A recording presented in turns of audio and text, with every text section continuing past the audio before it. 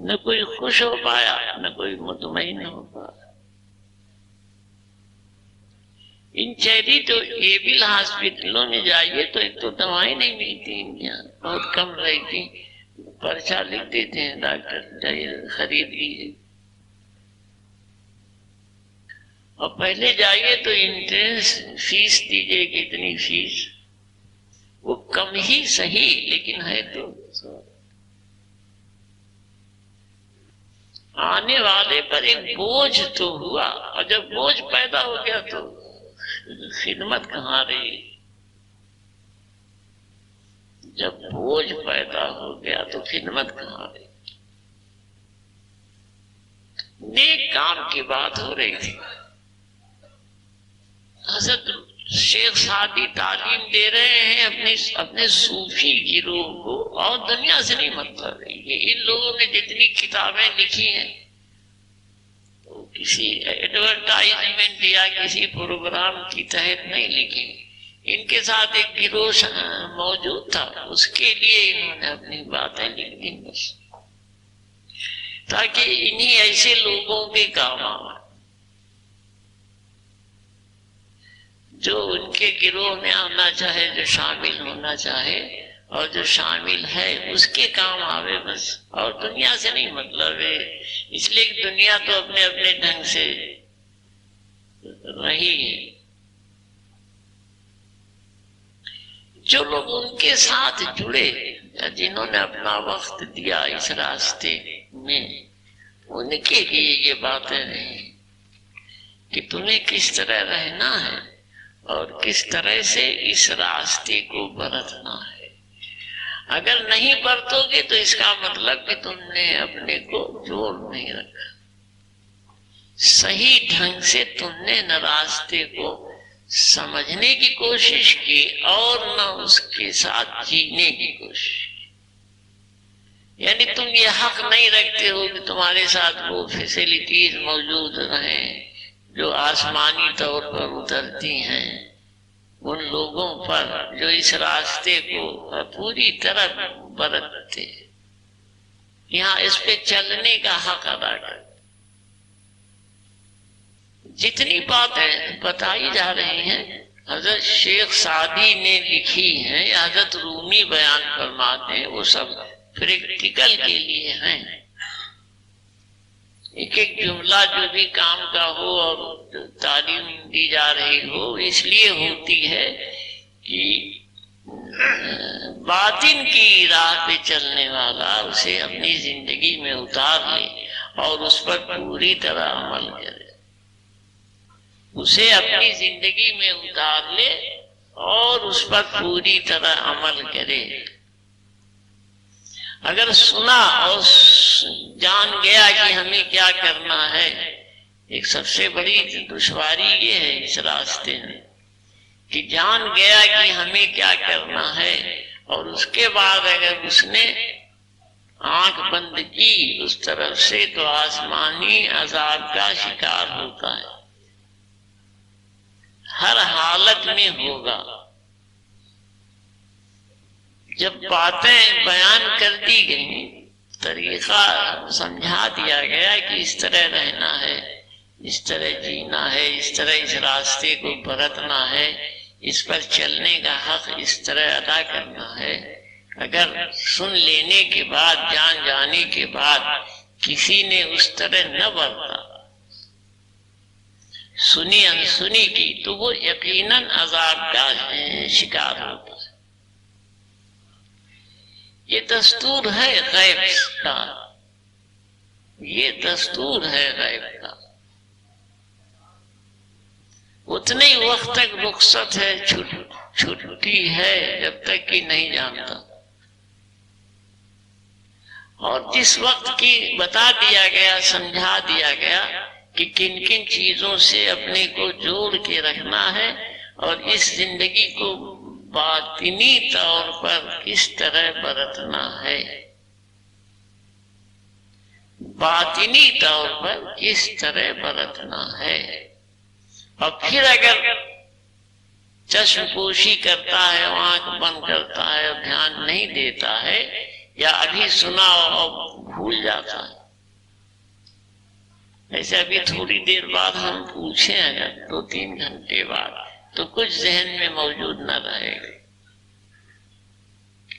اس کا مطلب یہ ہوتا ہے کہ آدمی زندگی کو صرف اپنے طور پر برت رہا ہے اور 2-3 دن کی ایک بات ہے، خالی آیا اب اسے سننا ہے اس لیے سن رہا ہے. برتتا اسی وقت ہے کسی بات کو جب وہ دھیان میں بیٹھ جاتی، اسی وقت برتتا ہے کسی بات کو جب اس کے دھیان میں بیٹھ جائے. اور جب حال یہ ہو کہ لکھنے کے بعد بھی نہ دھیان رہے، جو لکھا گیا تھا اسے کھول کے دیکھنے کی ضرورت محسوس نہ ہو، 2-4 گھنٹے کے بعد اگر پوچھ دیا جائے تو دل دماغ میں کچھ موجود نہ ہو، تو ایسے لوگوں سے یہ امید رکھنا کہ یہ ان باتوں کو برتیں گے، یہ بالکل ناممکن بات ہے. برتتے وہی لوگ ہیں جن کو یہ یاد رہ جائے کہ کیا کیا تعلیم دی گئی ہے. امتحاناً کسی آدمی سے پوچھ لیجئے ابھی 4 گھنٹے بعد کہ آپ نے کیا سنا تھا، آئیں باشاں ادھر کی ادھر کی، اس کے دماغ کے فطور میں جو باتیں پیدا ہوں گی وہ اس کی زبان پہ آئیں گی. اس کے علاوہ جو حضرت شیخ سعدی نے کہا ہوگا یا حضرت رومی نے کہا ہوگا، آسمان سے جتنا کچھ اترا ہوا موجود ہے اس میں سے اس کو کچھ یاد نہ آئے. اس کا مطلب ہوتا ہے کہ یہ شخص برتے گا نہیں ان باتوں کو. اب یہ اسی طرح سے جو اس کے فطور میں پیدا ہوگا، جو اس کے اٹکل میں پیدا ہوگا، یہ اسی طرح پوری زندگی جی لے گا. یعنی باطن کا ہونے کا یا روحانی راستے پہ چلنے کا کسی طرح حق صحیح طور پر ادا کرنے کی چھمتا اس میں موجود نہیں. حضرت شیخ سعدی نہایت آسان لفظوں میں جس پہلو پر گفتگو کر رہے ہیں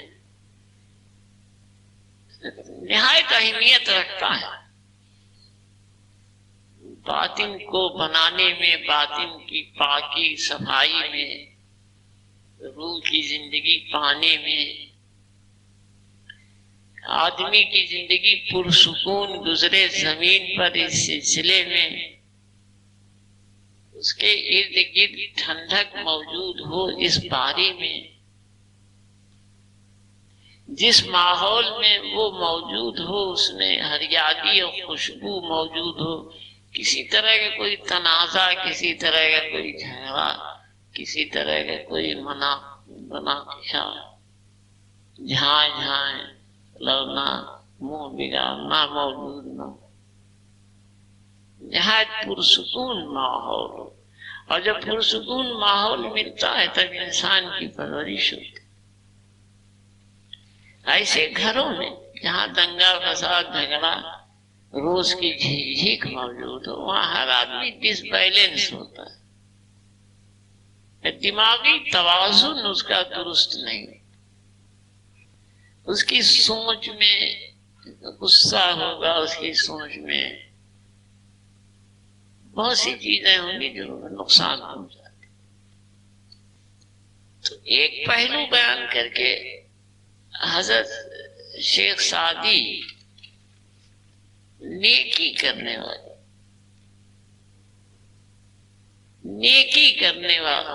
والا ایک پہلو بیان کر کے راستے کی ضرورت سمجھا رہے کہ تمہیں کس طرح برتنا ہے، کتنی باتوں پر دھیان دینا ہے. کل 3 باتیں تھیں، ذرا سے وہ 3 باتیں فرما دی. خدمت، ظلم کرنے سے بچنا، تیسرا ہے وفاداری. پڑھے سر جی. اچھا. خدمت، ایک شخص نے شیخ سعدی فرماتے ہیں کہ ایک شخص نے کسی جنگل میں کتے کو پیاس سے مرتا ہوا پایا. اس اچھی طبیعت والے آدمی نے اپنے ٹوپی کو ڈول بنایا اور پگڑی کو رسی کی طرف کنویں سے پانی نکالا اور کتے کو پلایا. اسی واقعے کے سلسلے میں حدیث شریف میں ہے کہ حضرت پیغمبر علیہ السلام نے فرمایا اس شخص کے گناہ بخش دیے گئے. شیخ سعدی فرماتے ہیں کہ دیکھ اس دنیا میں کبھی ظلم کی راہ نہ اپنانا، دوسروں کے کام آنے کی عادت اور وفاداری کے ساتھ زندگی گزارنا سیکھ لے. کسی آدمی نے کتے کے ساتھ نیکی کی تو اسے خدا کے گھر میں لکھا گیا اور اس نیکی کرنے والے پر برکتیں اتاری گئیں. تو بھلا کسی انسان کے ساتھ نیکی اور بھلائی کی جائے تو اسے کیوں نہ خدا کے یہاں قبولیت حاصل ہوگی. کرم اور مہربانی ہی دنیا میں ہمیشہ کرنا چاہیے. خدا کی طرف سے کسی کو منع نہیں کہ تم مہربانیاں نہ کرو اور اچھے کام نہ کرو. ایک نیک کام کنواں بنوانا بھی ہے کہ وہ پیاسوں کے لیے کام آ سکے. اگر یہ نہیں کر سکتے، اتنی اوقات تمہارے اندر نہیں، تو کسی بزرگ کے زیارت گاہ پر چراغ رکھ آیا کرو اور اس سے ہی تم کو بڑی برکتیں اور رحمتیں حاصل ہوگی.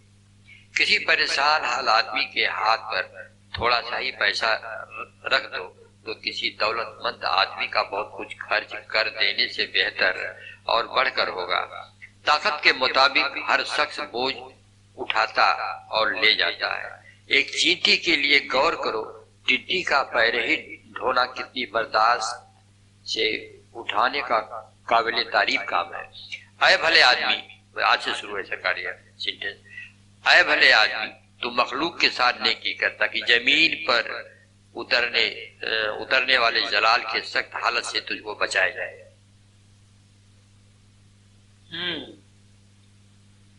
مخلوق کے ساتھ نیکی کر جی جلال سے بچایا جائے، سخت حالت سے، جلال کے سخت حالت سے.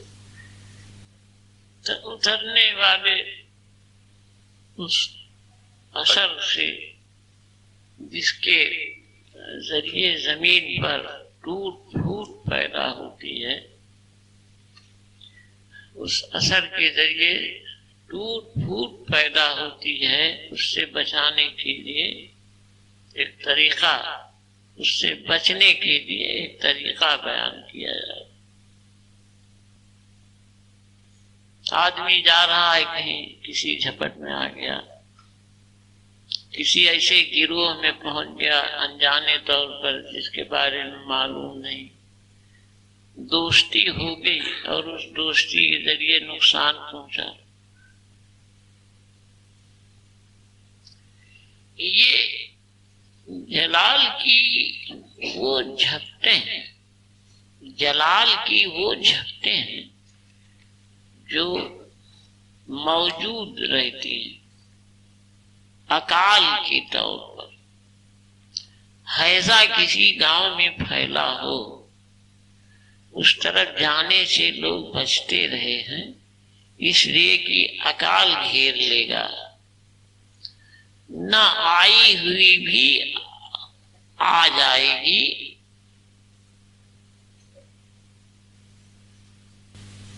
یہ اوپر بیٹھا ہوا تو یہ اکال کی طرح سے اترتا ہے. یہ جس عذاب کے اترنے کی آپ بات سن رہے ہیں، یہ اکال کی طرح اترتا ہے. اس کا کوئی وقت مقرر نہیں، اور نہیں یہ مقرر ہے کہ اگر مقدر میں ہوگا تو اترے گا، نہیں تو نہیں اترے گا. ایسا نہیں ہے اس کے ساتھ. اس لیے اس خطرے سے ہمیشہ بچتا ہے.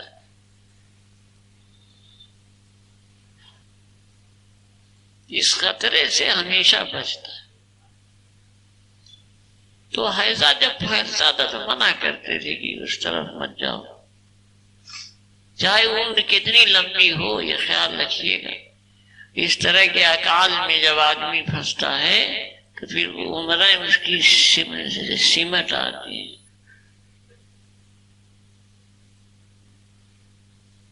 تو یہ حیضہ اور طاعون اور اس طرح کی بیماریاں یہ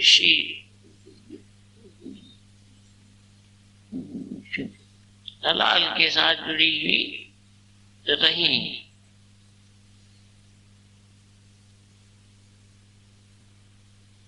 تو اس عذاب کے گھیرے سے بچانے کی بات فرما رہے ہیں کہ اس کے ساتھ اگر تم نیکیاں اپنی زندگی میں جوڑے رہو گے تو اس عذاب کی جھپٹ سے بچو. اچانک نظر آتا تمہاری روزمرہ کی زندگی جانے کب اس کا شکار ہو جائے تم گمان بھی نہ کر پاؤ،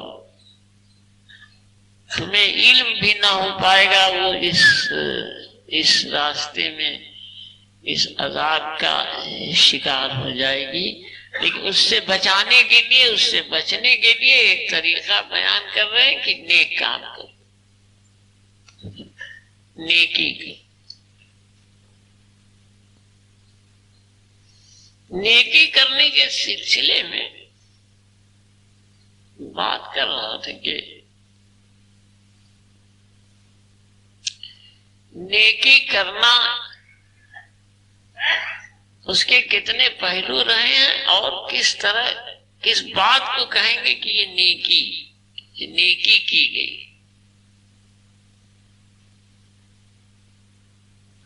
اسی سلسلے میں یہ سود لینا وقت پہ کام آ گئے لیکن سود اس کے ساتھ لے لیا. چیریٹیبل ہاسپٹل کھولا نیکی کرنے کے لیے لیکن اس کے ساتھ تمام طرح کے ٹیکس لگا دی. نیکی ختم ہو گئی، کسی طرح کی نیکی میں شمار نہ ہوگی یہ چیز. کنواں کھودنے کے سلسلے میں جو بات کہہ کر بتا رہے ہیں کہ پانی پینے کا کبھی کسی نے پیسہ کسی حالت کسی صورت میں کسی سے نہیں لیا. جب سے دنیا بنی اور دنیا میں جب سے کنویں بنے آج تک کسی نے کوئی چارج نہیں لیا کہ اس پر اتنا دینا ہوگا تب پانی پینے کو پا سکو گے. یعنی ایسی چیز یا ایسی خدمت کے جس کے سلسلے میں خدمت کیے جانے والے پر کوئی بوجھ نہ پیدا ہو. غور سے سنیے گا، جس کی خدمت کی گئی اس پر کسی طرح کا بوجھ نہ پیدا ہوا، کسی طرح کا بوجھ نہ پیدا ہوا. احسان رکھنے کا، کسی وقت حوالہ دے دینے کا، اس بدلے میں کچھ وصولنے کا،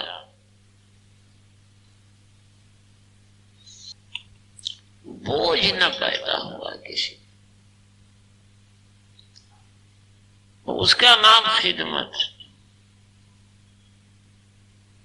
کسی نے کوئی چیز کسی کو دی ہوگا 2 برس بعد بھی اس کا حوالہ دے دیا کہ ہم نے یہ چیز دی تھی تمہیں اور بھول گئے تم، تو جتنی نیکی غیب میں قبول کی گئی تھی وہ سب ختم.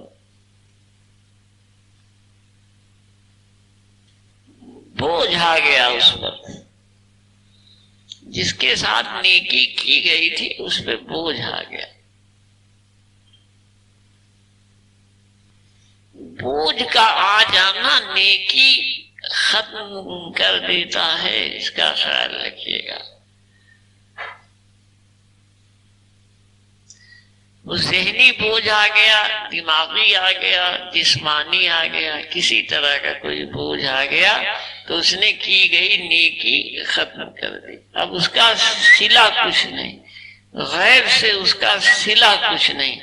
صلہ یہ تھا کہ اترنے والی جلال کی جھپٹ سے بچایا جاتا جو رہ رہ کے اترتی رہتی اکال کی طرح سے. اکال کی ڈیفینیشن بتا رہا تھا کہ اس کے معنی یہ ہوتے ہیں کہ آپ کے مقدر میں یہ لکھا تھا کہ نہیں لکھا تھا، اس کا کوئی سوال نہیں ہوتا.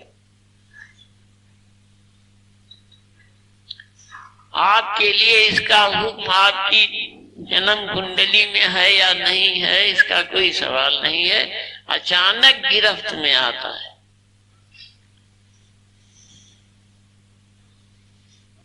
اکثر اس طرح کی چیزیں پیش آتی ہیں آدمی، اچانک گرفت میں آتا. تو ان سے بچنے کا ایک راستہ، ایک پوائنٹ بیان کر رہے ہیں حضرت شیخ سعدی. ایک پہلو بیان کر رہے ہیں کہ نیکی کرنا. کچھ لوگ دیر سے آئے ہوں گے یہاں، وہ نہ سن پائے ہوں گے کہ ہم نے کیا کیا اس بارے میں بیان.